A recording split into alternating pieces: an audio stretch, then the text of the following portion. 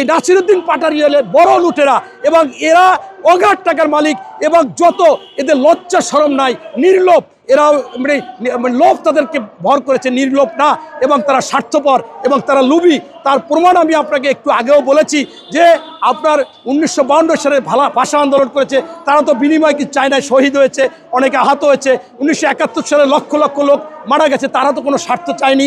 জিয়াউর রহমানও তখন ব্যারাকে ফিরে গেছে, পরবর্তী স্বাধীন রাষ্ট্রপতি তাকে স্বাধীনতার পদক দিয়েছে সর্বোচ্চ বীরত্তম।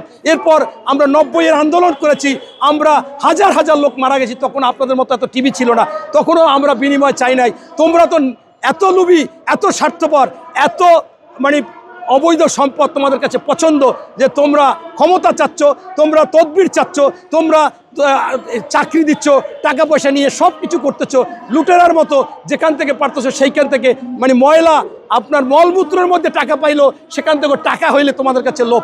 তাই আজকে আমাদের কাছে মনে হচ্ছে যে তারা এই যারা নতুন যে দলটা করেছে এবং কিছু আপনার উপদেষ্টা, তারা যে কোনোভাবে বিভিন্ন ষড়যন্ত্র করে, বিভিন্ন অপপ্রচার করে, গুজব করে তারা এই সমস্ত তাদের ক্ষমতা দীর্ঘায়িত করতে চাচ্ছে।